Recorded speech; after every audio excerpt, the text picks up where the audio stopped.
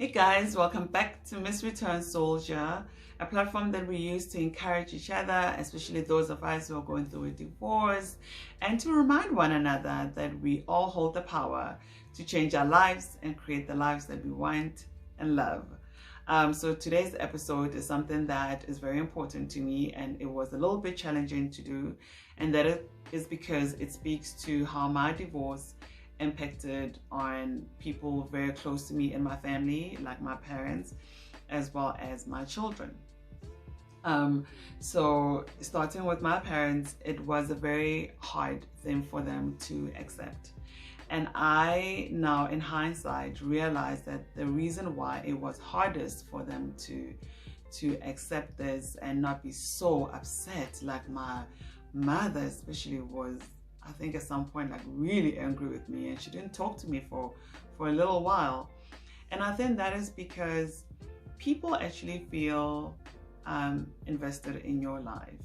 You know, your parents especially, they are with you when you decide that, you know, I met this amazing person and I want to get married to them, and they support you, and they take their time and they go visit the other family, and they negotiate your lobola on your behalf, and you know, they make friends with people that they probably never would have approached and made friends with before, only because they care and love you.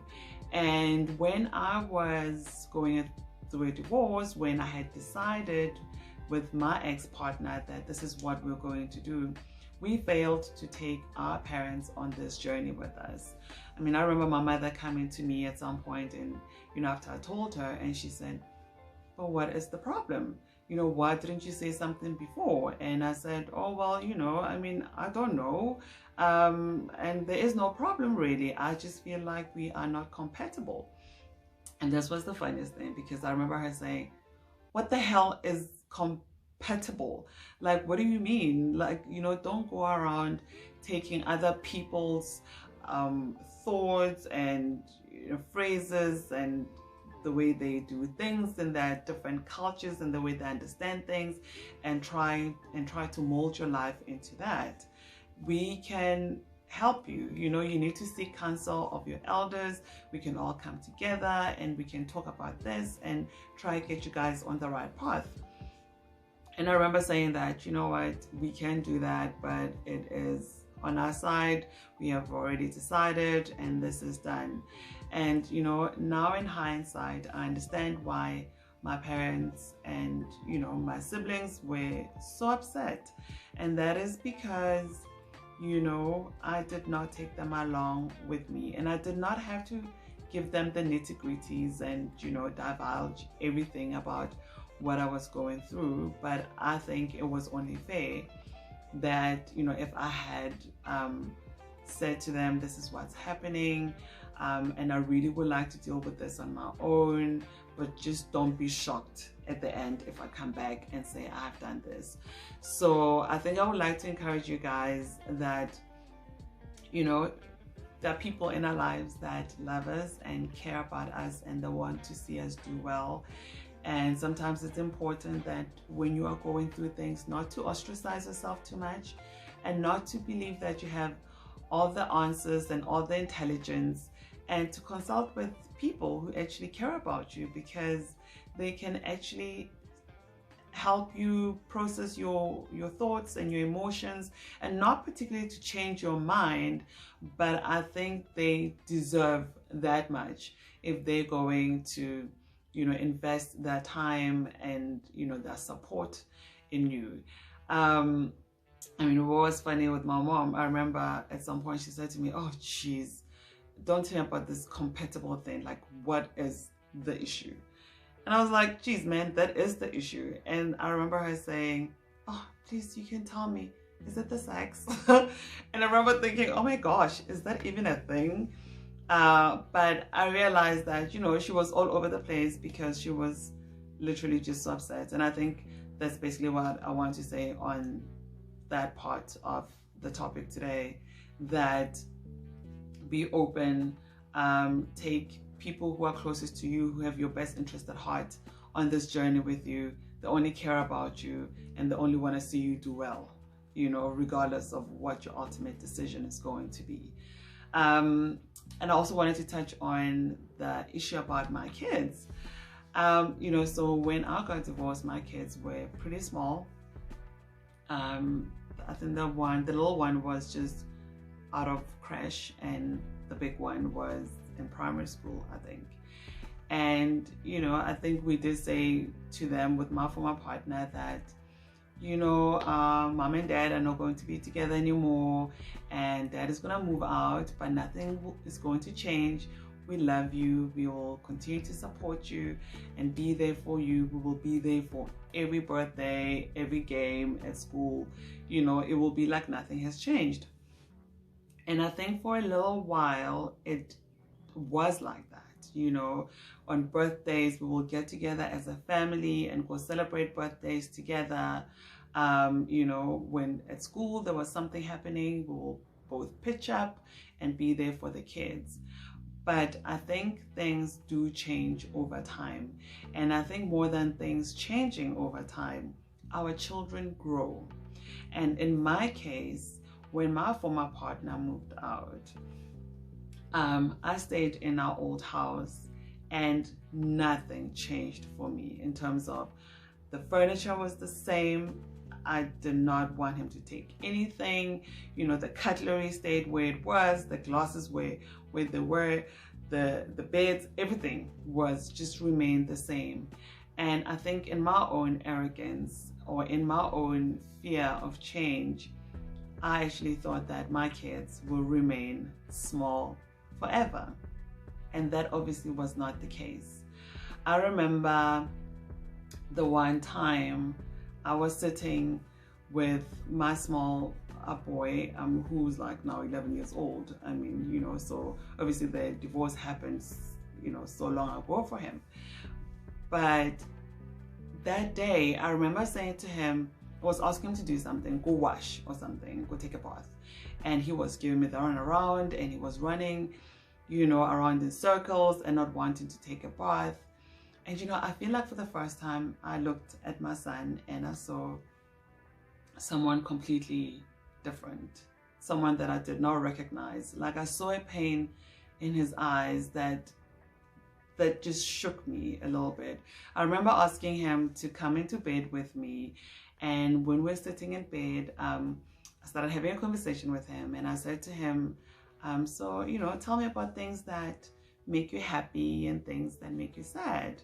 And he said to me, oh, I'm happy when I'm at school and I'm playing with my friends and we're having a good time.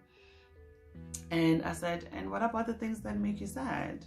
And he said, oh, well, when someone is being mean to me, when someone is not being nice, that makes me sad. And I remember asking him, does it make you sad that your mom and your dad are not together? And I promise you guys, he looked at me, and all of a sudden there was like this quietness in the room, all right? And the next thing I know, this child was wailing, okay, from the bottom of his gut. Like this scream just came out. It sounded like it was a thing that was like literally just coming out of him, and he literally just screamed it out and started wailing and crying so hard.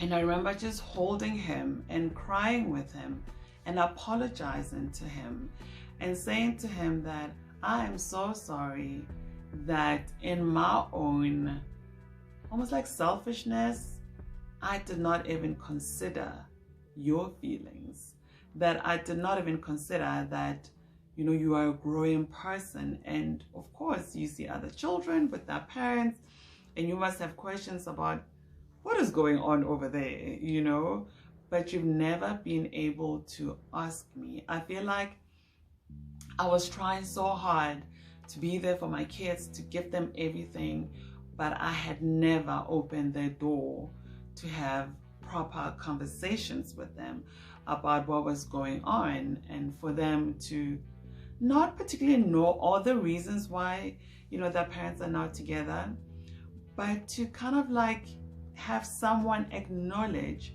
that this is a thing, and this is a thing that we need to talk about.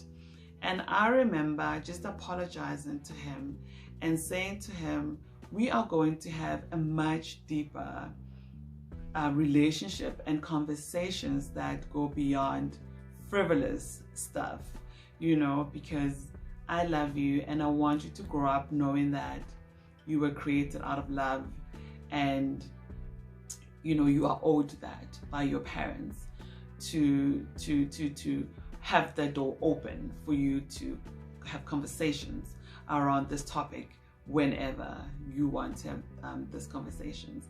And I felt that, you know, after having that conversation with my little son, it absolutely, like, something cleared, you know, in his eyes. And, you know, I just realized that it was not particularly him. It was something clearing in me that I think I've never known how to actually talk to my children about this, because this is such a difficult thing to do. And you think, oh, well, this year's getting along. They know that I love them. That is enough. But I realized that actually it is not enough. And with my big son as well, I mean, he is something amazing. I have apologized to him so many times, but last week I said to him, oh, you know, I'm thinking of doing a video on like children, and I actually would like you to talk about it. And he said, why, you know, what do you want me to talk about this on video, but we've never spoken about it in person? And I said to him, yeah, we have. And again, I realized that I had this conversation with a child in primary school, and never again did I make myself available. And I think I was open to having the conversation, but I never let them know that I am open to them coming to me and asking me questions on what happened, on, you know, like why we find ourselves in this situation, and just give them permission to grieve along with me. And, you know, and once again, I apologized to my big son as well. And I told him how sorry I am. And he said, of course, I understand that. But I think I just want to encourage you guys to have open conversations with your kids, with the people who you know will always be there for you and support you, because it is so important. I mean, the lovely thing about, you know, this thing with my children now is that, like my big one, he gets to put together my videos for me, you know, like do the sound and stuff, because he's 19 now, so he's a big boy. Man, oh, don't want to get into trouble with him. And I think me telling my story as well, it has brought healing in our family, and it has shown them that I am human and I make mistakes, and I am humble enough to apologize for the mistakes that I make, and I am humble enough to be open to have conversations about what happened, how I would like us to move forward, and to also hear them out on how they would like to move forward. So thank you guys. That's all I have for you guys on this topic today. There's a lot to talk about when it comes to our kids and how we need to respect them, how, you know, they are growing human beings as well, and how they deserve to have deeper, connected conversations and relationships with us that are beyond the frivolous. So thank you guys, and please remember to subscribe and share the videos, and I will catch you guys in the next one. Bye.